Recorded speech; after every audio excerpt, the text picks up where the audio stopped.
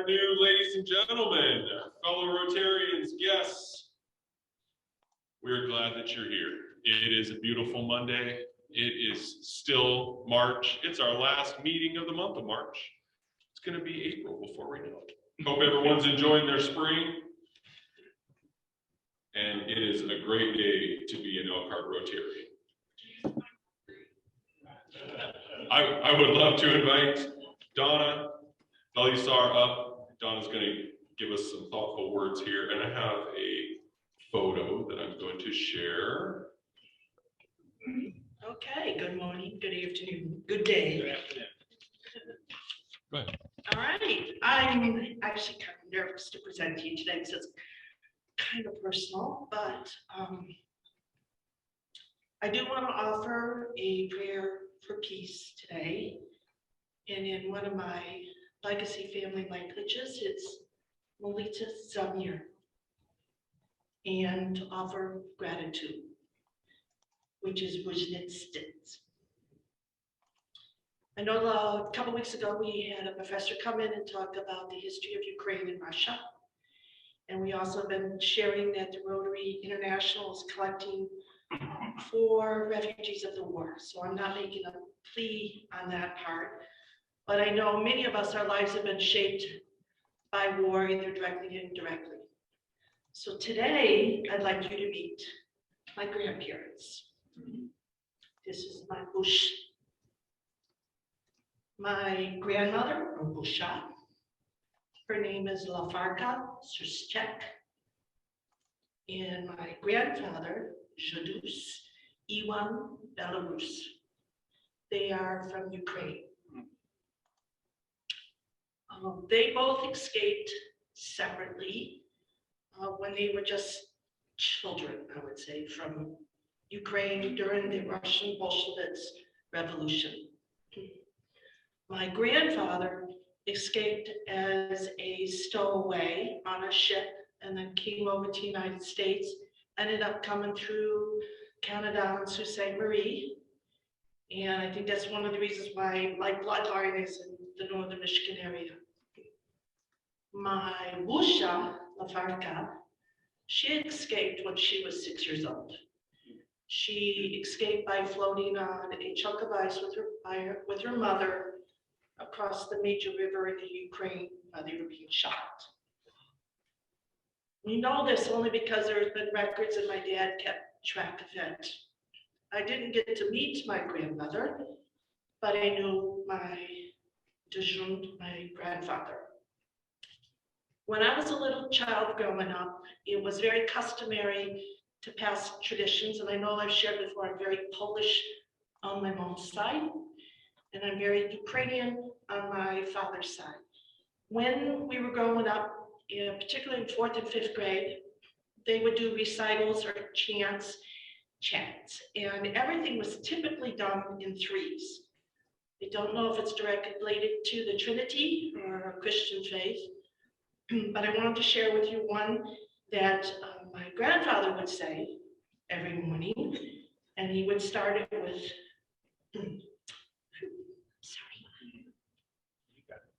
I actually still have family there, so it's pretty tough. Malika. So this is going to be in three. It was always done in threes. Buchta, Netstreet, Buchta, Netstreet, boy. Bucha, Netstreet, Bucha, Netstreet, boy. And the third time was always Bucha, Netstreet, boy. In English, roughly translated, it was always be thankful, be grateful, behold. Be thankful, be grateful, behold. And then be thankful, be grateful, behold. I will tell you that my grandparents became American citizens in 1935. Traditional with a lot of immigrants, they changed their names. My grandmother changed his name to John. My grandmother changed her name to Mary. And our last name was changed to Bluger to separate us from Belarus, because my grandfather did not want to be associated with that particular regime. So I'm very proud of my heritage, and so are they, and we're very delighted to be citizens of the United States. So with that, pledge allegiance. I pledge allegiance to the flag of the United States of America and to the republic to which it stands, one nation, God, with liberty and justice for all. And the four-way test. Is it the truth? Is it fair to all concerned? Will it build goodwill and friendships? Will it be beneficial to all concerned? Thank you. Thank you.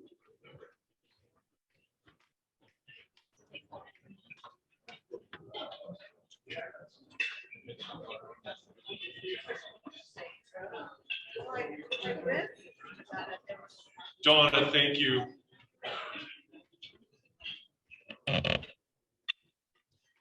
Scott Puckett greeted you as you came in. Scott, would you welcome our guests? We have several guests here today. Don Leesenby, would you introduce your guests? Dean? My guest today is Randy Hester, my friend.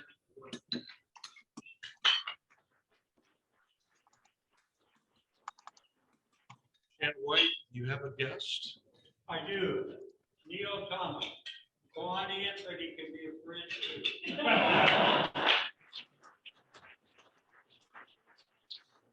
Three kids from the other club that started in 1970. Bill Burton, you have a guest. Yeah.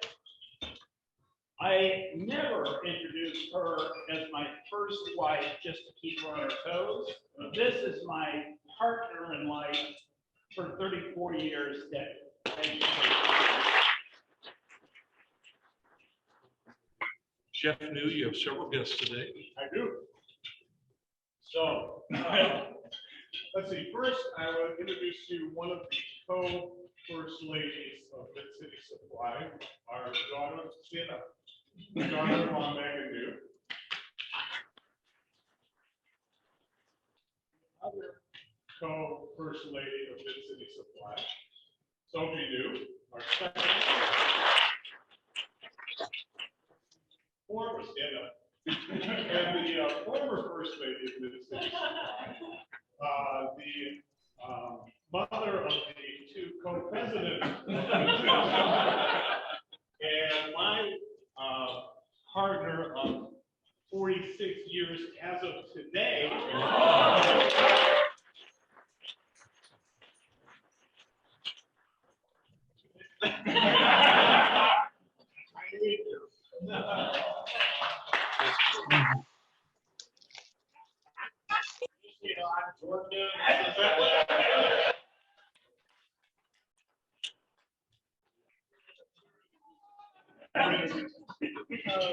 Welcome, all of you, whether you've been introduced or not. We're glad you're here. We also have a visiting Rotarian, Doug Grant from the Wawasee Club. Welcome, Doug. All you guests come back soon.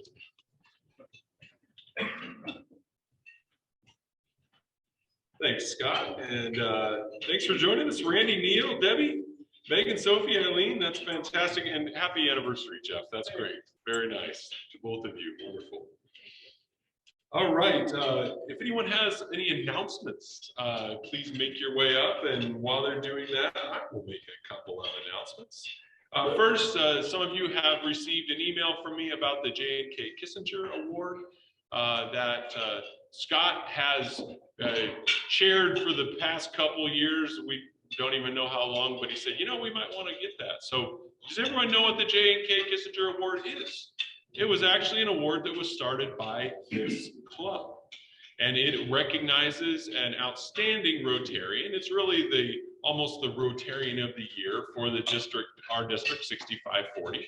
And there are applications for nominations online at our website, and also some great information that Shan, I think, actually originally wrote about that award that is available on the website. And I'll continue to share that. We've got a few more weeks before that deadline, and the deadline is April 20th. It will be awarded at the district conference, which is also coming up on May 20th and 21st. And I think it's actually going to be done on Friday night, the 20th is when that will be awarded. And I understand traditionally the president of this club makes that award. So I will be doing that Friday evening. Don't forget, donations committee grant applications are available online and due Friday. I've received a few of those in from some of our, I'd say our friend not-for-profits, our close not-for-profits. Please continue to share that with folks that those are due on Friday. And the donations committee, if you are involved, expect to get an email soon, if not already, from Bill Burton. And if you're new and want to get involved in the donations committee, it's a great way to learn about not-for-profits in the area, a great way to get connected with some of our partners in the community who really make this a great place. And we will have that coming up. I wanted to make an important announcement at the last board meeting, the second Friday in March. Our board, after we've been asking some questions about lunches and if you'd like to go back to buffet and what the attendance is looking like and why you're not coming. After very thoughtful discussion, I am very excited to tell you that your board, for the purposes of our meetings here, dating back to, when was it, Bill, that we first decided we were going to have virtual meetings? This was back, it was On and off. It feels like 8 years ago. We have made the decision that for the purposes of our meetings that we're past the pandemic. And judging by the number of you out here today, this is the fullest room I think I've seen. And I'm going to spin the camera around so that everybody can see.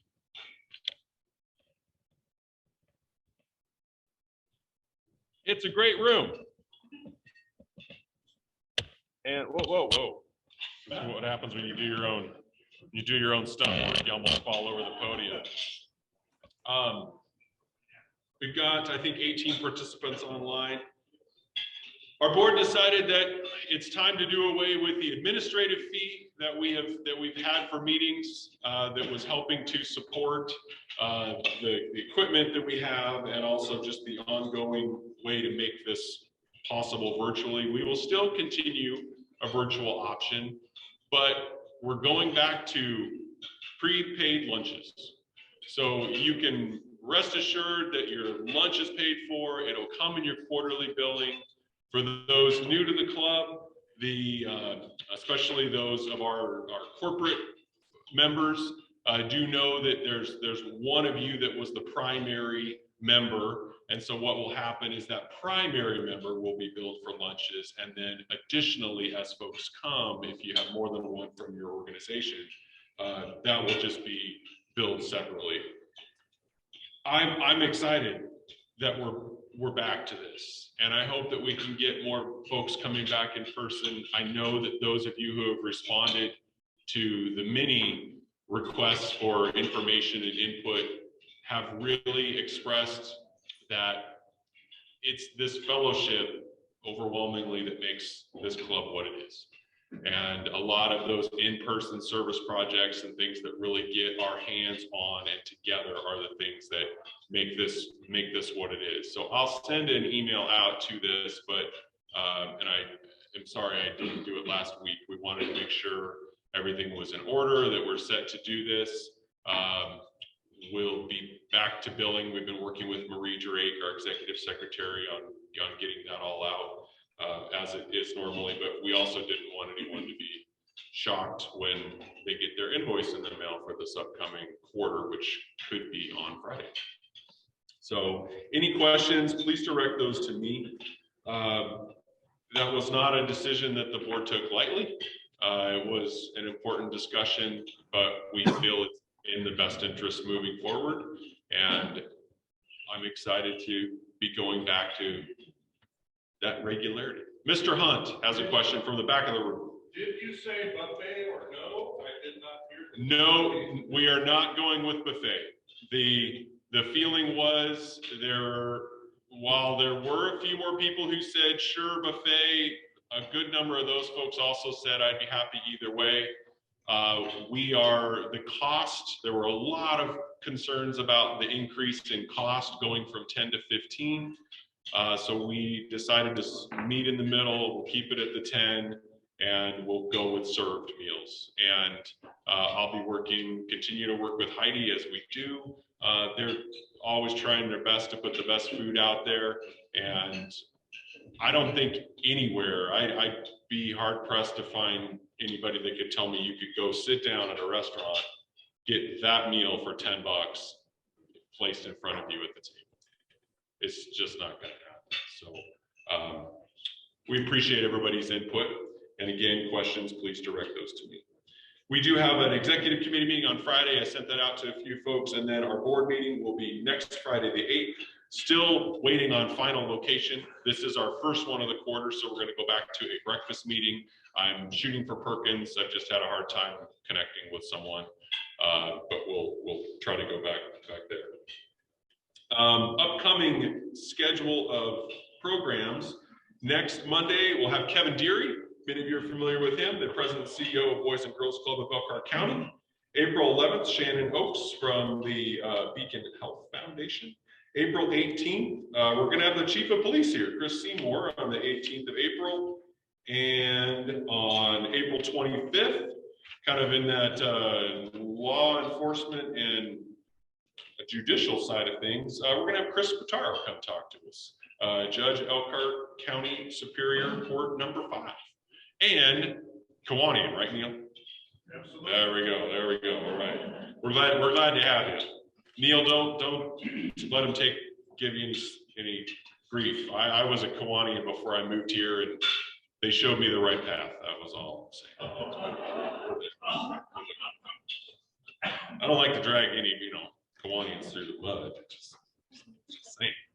Okay. If there are no further announcements, Julie, we've got a bunch of stuff coming up. Watch your emails. There's a lot of opportunities, both service projects and social things.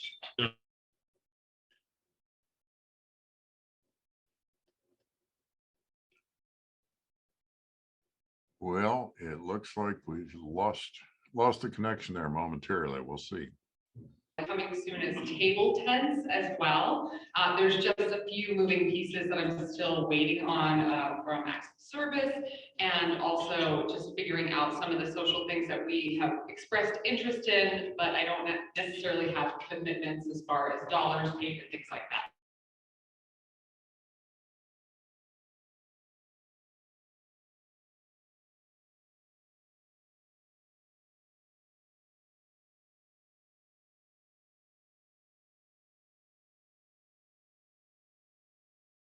If you're interested in joining my efforts in service and social, come check with me, email me, and let's make magic happen for our club. Thanks. Thanks, Julie. Shan, anyone on today?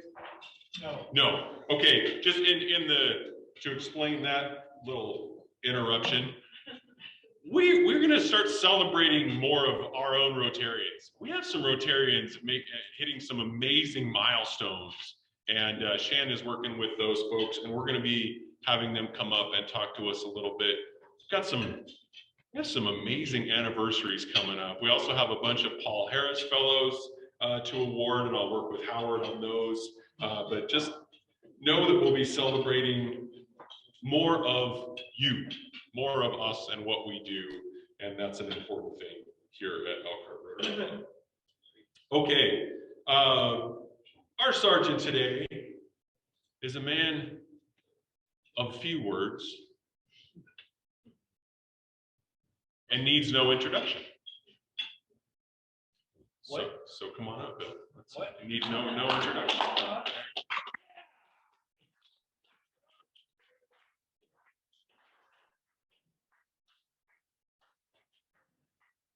Wait, but please sit down, please sit down, please sit. Okay, we'll flush through this pretty quickly.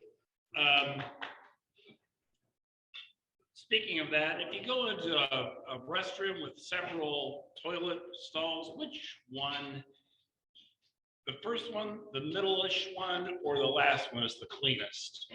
Oh, we're gonna start with this table right here.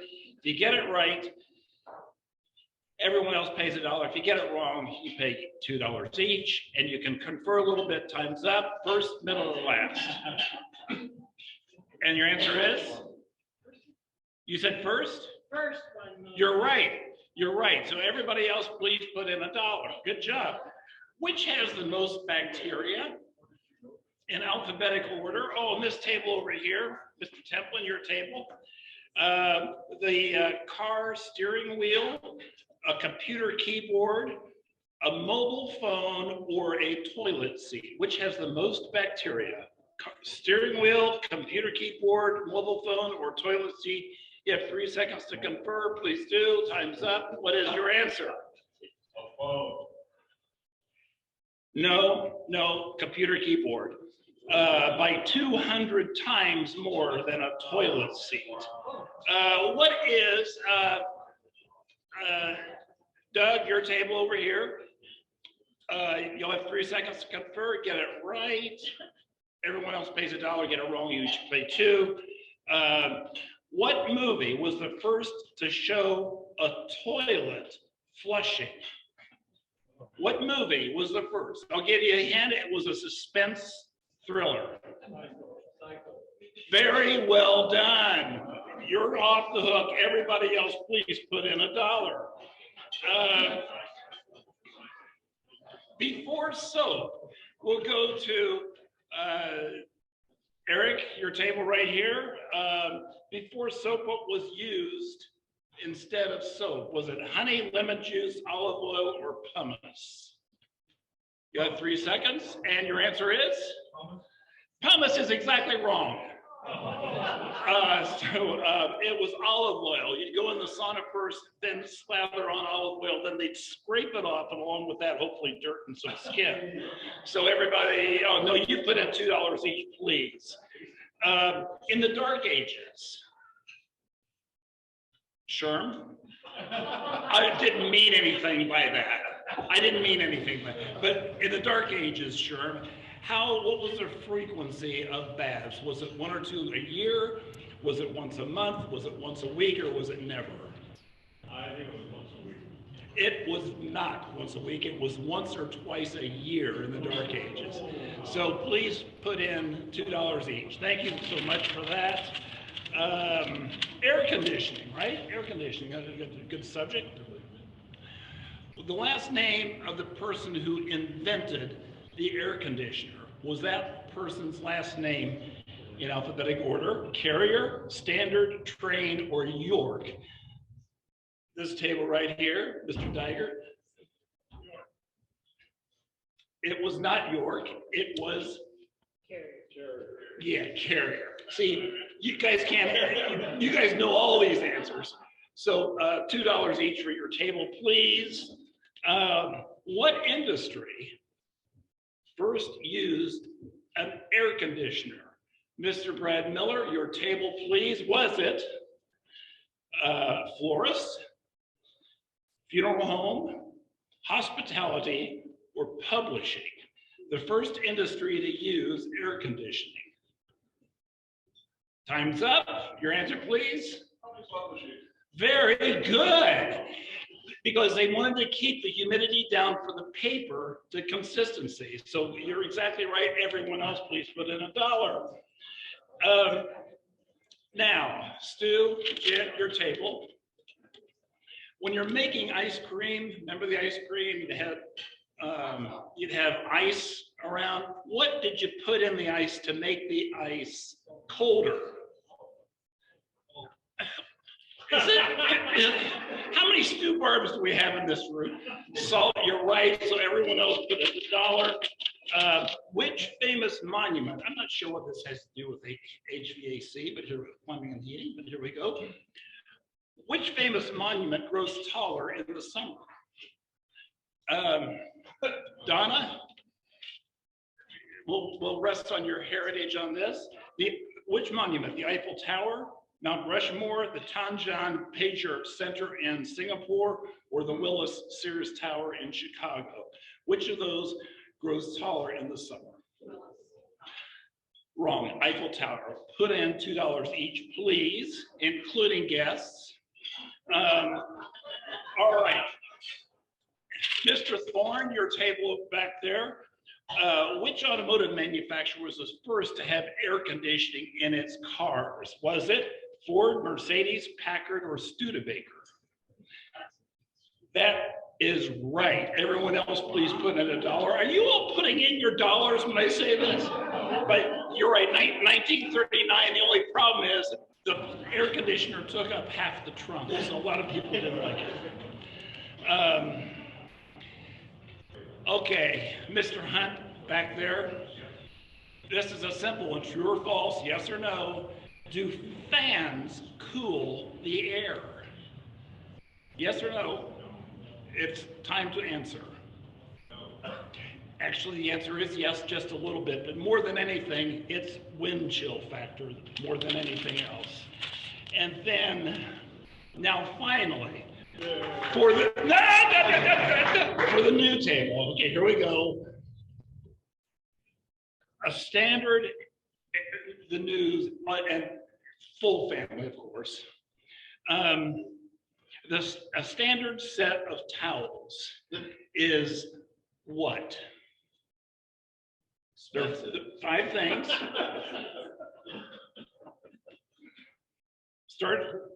A standard set would include. Towel. Here's one, washcloth. Washcloth, Yeah, face towel or hand hand towel, towel, body, bath towel, you're on a roll. a rug, like a bath rug. Bath mat. And bath sheet, you're exactly right. Everyone else, please put in $1. All right. Okay, get right in front of there and up and down on that. Where, do what? You can go Here, Jordan, up and you can down. Yeah, I don't want to mess with these things anymore. Yeah, that was a long time ago. Anyway, thank you all for allowing us to tell our story. Thanks for the invitation, Bill. And we're really honored to be here. We're going to talk a little bit about the history of our company, and then we're going to talk about what we do and why it's important, and give you a little bit of idea about our industry and our community involvement, and talk about the efforts that we the things we did to make sure that the family business survives and the family keeps on talking. So I introduce Jordan first, and he's going to talk. Thank you. Well said. So many of you, I'm sure, have mission statements, and I'll start with ours as well. I'm not going to read through it, but you guys can see up there. We always say mission statements have a lot of fluff to them, right? Everybody has one. Ours, you can see highest quality, right? So if we're not going to put it in our house, we're not going to put it in your house. We have to have well-trained and friendly associates with value-added services. And we'll get into that in a little bit further, but that's key to our business. And then we're going to be friendly, right? And then maintain competitive wholesale prices. We're not going to be the cheapest, but we got to compete. So all that is great. But why do we truly exist? Why did our grandfather start this company? Why did he keep running it? Why are we here? And the vision of our company and the real reason we are here is to simply drive success. It drives success of those associated with our organization. We do that through product distribution, through business consultation, and just simple caring. It shouldn't set us and make us unique, but unfortunately in this crazy world, caring does make you unique. So that kind of ties into our Rotary side here. Go ahead, Jeff. Yeah, okay. So talk about a little bit about the history of our company. Company was started in 1947 by my dad, Sam New, and his childhood buddy, Mel Cohn. So Sam had just come back from the war, and they were both working for their fathers.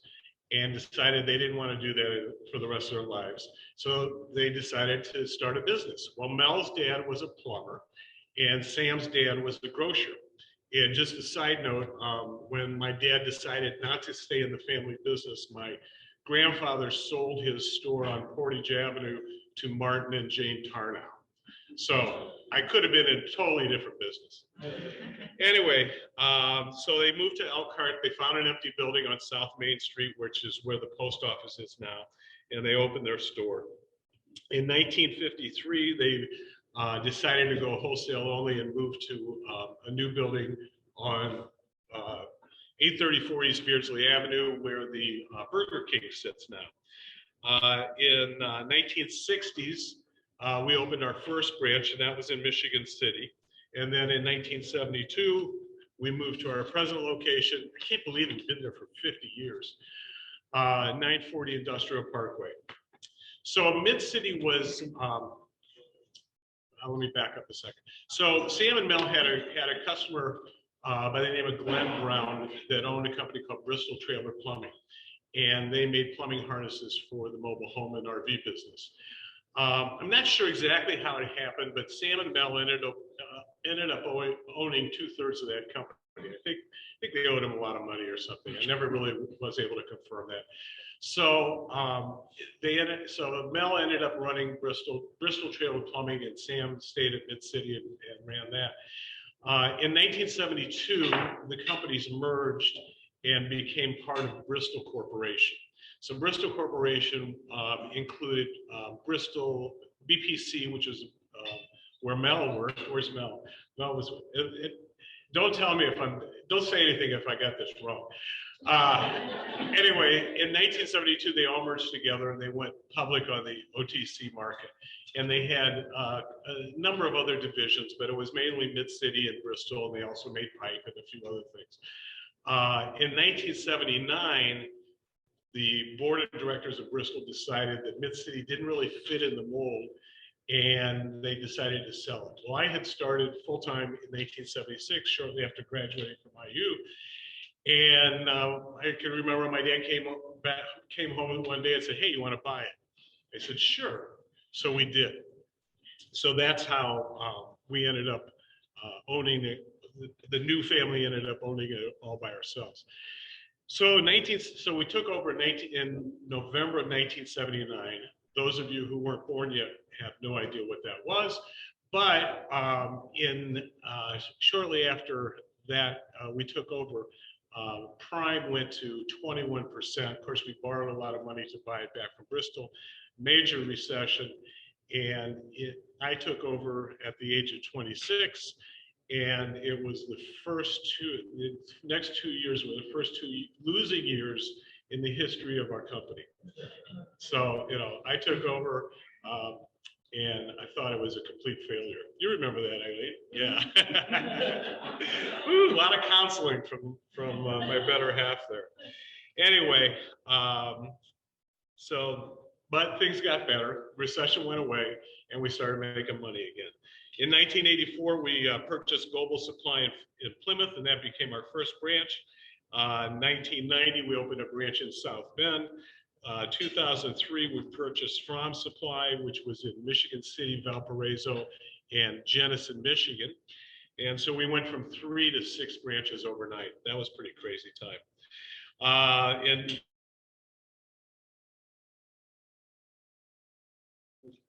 2015, we opened one in Galesburg, Michigan, and 2 years ago, just at the start of the pandemic, on Friday, March 13th, Friday the 13th, we bought White Supply, which is in Coldwater and Sturgis, and it's turned out to be pretty good.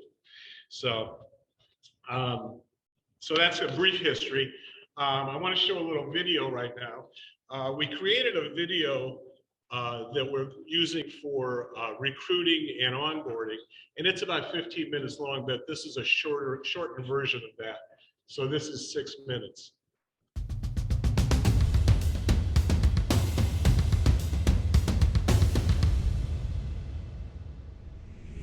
Mid-City is simply a plumbing, heating, and air conditioning distributor.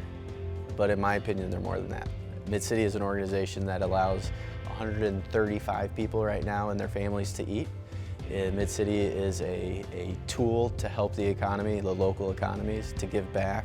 Mid-City is a place for people to succeed. In my eyes, Mid-City is a lot of different things. It really depends on what perspective you're looking at that, or what party. Mid-City is a company that helps other companies be successful. Technically speaking, we're a wholesale distributor of plumbing and heating supplies. But our mission is to help people be successful.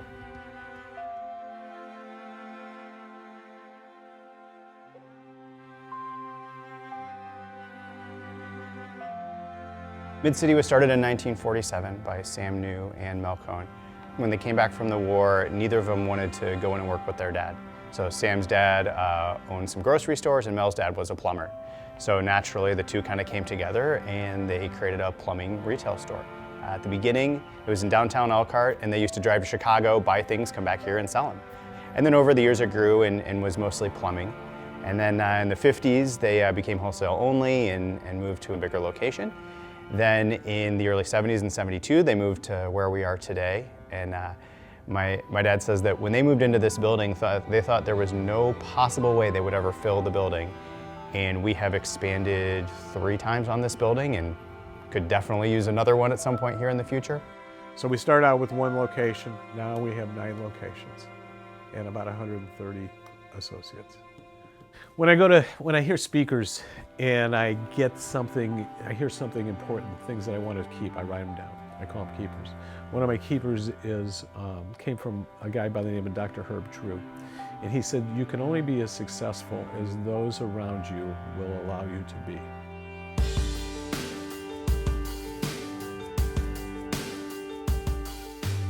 The culture fit is very important. Mid-City is who we are because of our culture, because of our partnership philosophy, because of our people. You're only as good as the people supporting you, just like we rely on our vendors the same way. One of the biggest things that is ingrained in us now today is protecting our contractors, because our contractors are what make entire U.S. great. We truly believe the health of the United States is driven from plumbers, from HVAC contractors.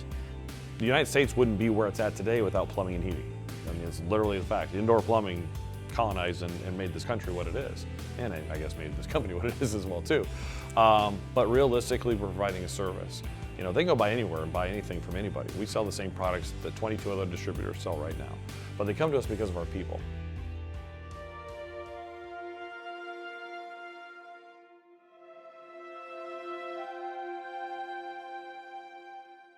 A high tide raises all boats, right? So we invest in training. We invest in, for example, we have a hands-on training in our ELKR branch, and our vision is to have that at every branch. So that way our contractors could go get hands-on and start to learn exactly what all our equipment does and learn how to fix something here, break it at our house instead of breaking it at the homeowner's house, right? We invest by providing consulting for our contractors. We invest when it comes to their business. So if they have an opportunity to market themselves, whether it's t-shirts, a billboard, whatever it may be, we'll pay for 50% of it. That's cash coming out of our pocket into their business. You know, right now we're going through our steak fries. For me to see all the contractors come out and sometimes their family, you know, come out and get a meal, but that's all right. That's what we want. We're a family. We want to create the family experience with them by treating them. We're thanking them for all the business that they've given us. They truly put the customer first, and they build great relationships with the customers. Mid-City Supply doesn't just supply things. They supply support to the contractors. You come to Mid-City with a problem and we present a solution for you. And if you have, you know, basically dealing with your HVAC, your kitchen, your bathroom, if you need to do any remodeling or things like that, we're here to guide you and help you through it. We recognize that we need to help our customers be successful. We can't just sell them product. If we just give them product with a low price, that's all we're going to be to them is low price. And we're not going to help them be successful. Low price just helps you on one transaction. But if we can partner with them, if we get to know them on a personal level and work with them and help them be successful in their business, well, then everyone's better off.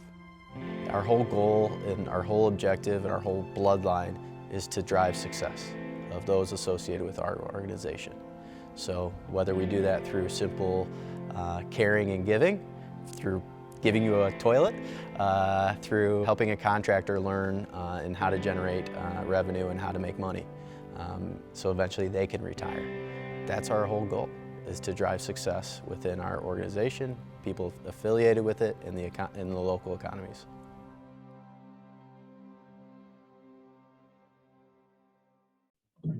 That's a really nice video. Very nice. You drinking the Kool-Aid yet? That's good. That's good. All right. All right. Thanks.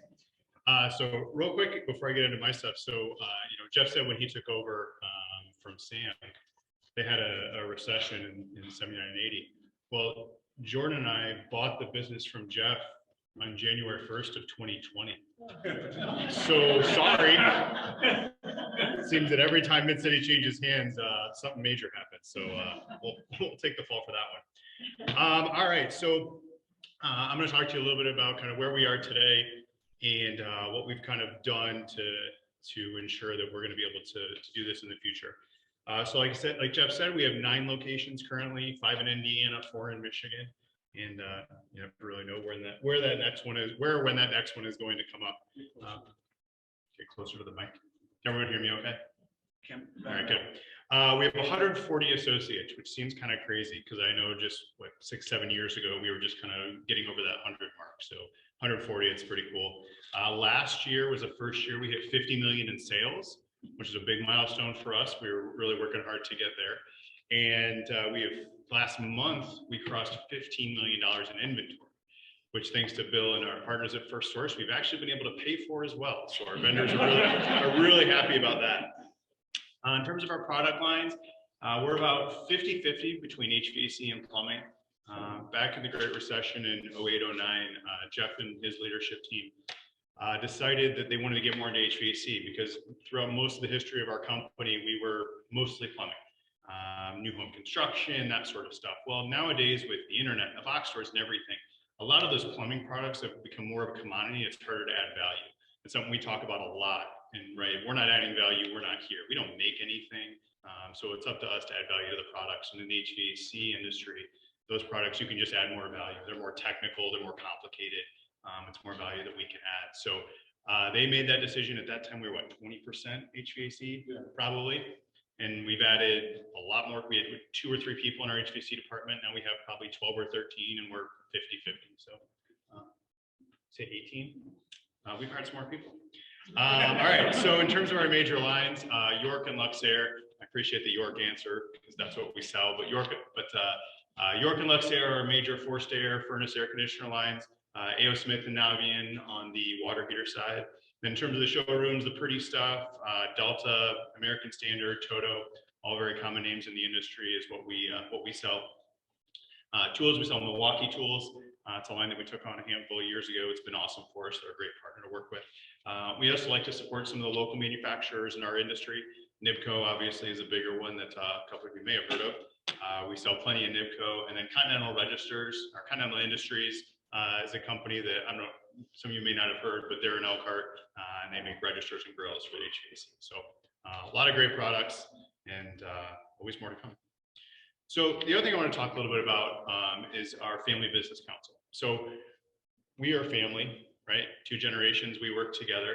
So I want you all to think about your own families and working with your parents, your kids, your siblings, right? So your thoughts now are ranging from, yeah, I might work, to no way that would ever work. I would rather go do something else. So when it comes to family businesses and family working together, 2 things can happen. Either the family gets hurt by working together, or the business gets hurt by the family working together. And we didn't want either of those things to happen. So when Jordan came into the business in 2014, Jeff had the foresight to reach out to a family business consultant, Karen Kerr. I'm not sure if any of you have heard of her, you may have. She's a family business consultant in the area, and we started a family business council. So the Family Business Council consists of all of us that are here today, along with our brother Seth, who lives in Dallas, and eventually his wife as well. And the purpose of the Family Business Council at its most basic level is communication, right? It gives us a forum to all this together, the 8 of us, to talk about anything going on. We did a couple more structured things in terms of creating some rules of engagement. We all did Dist profiles to learn how we all communicate best and how we want to be communicated with. We created a policy for family members working in the business, whether that's anyone in our generation, the next generation, any of our kids, cousins, whatever the case may be, and a couple of things along those lines. And so what that did was it gave us a framework to make sure that we are communicating with each other. We're open, we're honest. Every time we meet, we would do a business update. So Seth knew what was going on in the business, and our wives as well, because we probably don't tell them as much as we should. And let's see, I think that's pretty much it for the Family Business Council. So it's been a great thing for us and really helped us set up a framework to keep going in the future. Great, thank you. Another way we are successful in maintaining that success is one of our grandfather always said, if you're part of an industry and you want that industry to make you successful, you have an obligation to be a part of that industry. And so we do that. We're members of many different associations. We are in all of our Chamber of Commerces. We were one of the founding members, or no, the charter members of the Better Business Bureau, which is pretty exciting in this area. Our industry is a $70 billion industry. It's huge, 200,000 employees, and 100,000 are going to be needed in the next 10 years. So if any of you are good at turning a wrench or anything, get your resumes ready, because you got opportunity in the trades. We're in the top 150. You may ask how we are in that top 150 of distributors, because that's something we're pretty proudful of. Rather than being driven by greed, we're driven by partnership. And that's the major difference for us. And that's what sets us apart. Our success is dependent on those that we sell to. We are in the most vulnerable partnerships, right? Because we don't, like Dan said, we don't make anything. We have to trust the people that are making it. So we got to pick a good person on that end. And then we don't install anything. So we are selling to the person that's installing. Well, if that person does a poor job, you think they're going to keep buying more products? No, they're not going to be around. So we are in an extremely vulnerable partnership. We need them to be successful, and we need the person we're buying from to be successful and reliable. So how do you take more control of your business when you're extremely vulnerable like that? Well, we focus on our contractors' business. Our whole, I'm going off mic. Our whole goal is to reduce their risk and increase their profit. So we reduce their risk by training, by buying quality products and doing things like that. We increase their profit by what? Selling them good products, making sure that they know exactly what they're doing. So when they're at your house, they do it right the first time and they don't have to come back. You're not going to pay them for that second time, right? Or say they come to your house and they need, 10 elbows. Well, we'll tell them buy 20 from us and return 10 for free. We're not going to charge it, because it looks pretty bad if they have to leave your house to go get a part, right? You're not going to spend money on that extra part. You're not going to spend money on them driving to that house. So we do all those things to make sure that they look good in your eyes. That's our whole goal, is driving success of that individual. Let's see. Is that good? Yeah. All right, we try to speed it up a bit. So go ahead, Dan. Oh, all right, so like Jordan said, we have a vested interest in our contractors being successful. And when we look at kind of who we are as a company and kind of giving back, our communities are really what pays our bills, right? Our contractors pay us, but who pays our contractors? It's all of our communities. We don't sell online to people in Texas or California and New York. All of our products are here. So we believe in giving back to the communities that help us, right? None of us are here without all of our communities. So a couple ways we do that. We're big partners with United Way in all of our locations.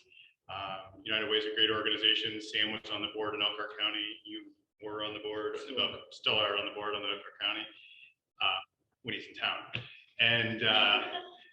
And so we really strongly believe in the United Way, and that's a big part of our business. Habitat for Humanity, for our 60th anniversary, we built a house for Habitat. We continually donate, to Habitat over the years as well. So for our couple other programs we've done, so for our 70th anniversary 5 years ago, we were trying to decide what we should do to celebrate. Is it throw a party, give away stuff, whatever? And what we decided on was do 70 random acts of kindness. So at the time we had 7 locations. So each one of our locations got to pick 10 random acts of kindness that they wanted to do. And it could have been, there's a veteran that needs a new water heater, can't afford it, so we donate the water heater. It could have been donating money to a certain cause. There was a lot of different things. Doing something similar for our 75th anniversary this year, 75 charities for our 75th. And when the pandemic started, you saw in the video, there was the grill. So we would do cookouts every year for our customers. We couldn't do those at the beginning of the pandemic. So we created a program called Catering to the Community, where we bought gift cards from locally owned restaurants who were struggling at the time, and then partner with our contractor customers to give those to some of their customers, homeowners that they knew that may be struggling as well. So it's a big part of our company. Okay, good. All right. Okay, so we want to leave time for questions.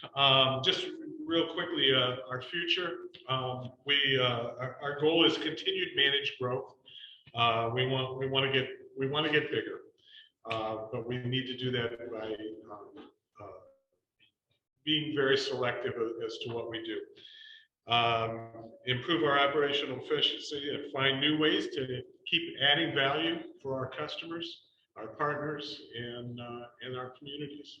So as you can see, we've had a great history, and the 3rd generation is now in place. So as I've said many times, as I look to the future, our future's so bright, we have to wear shades. Thank you. Just to be clear, part of having a family business to be in the 2nd or 3rd generation is that you have to enable the generation before you. He likes doing this sunglass thing at every single meeting, every single all associate team huddle we do this. So we still do this. We feel awkward every time we do it, but we still do it for him.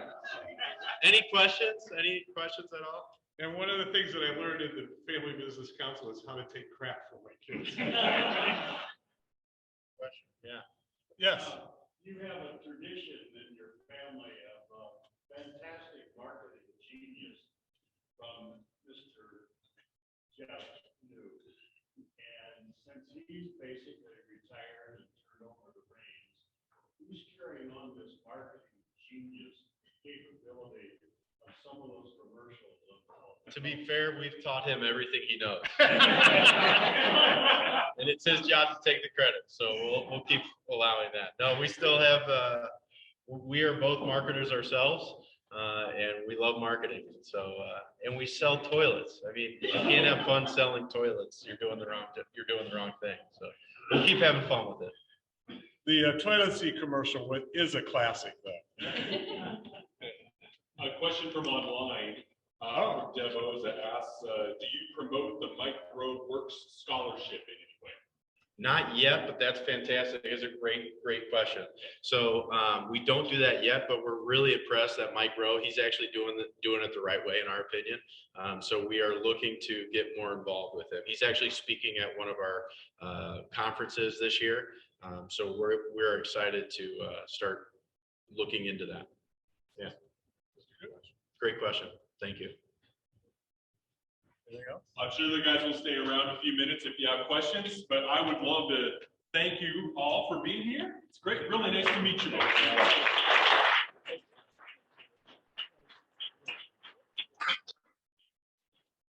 Thanks for being here, everyone.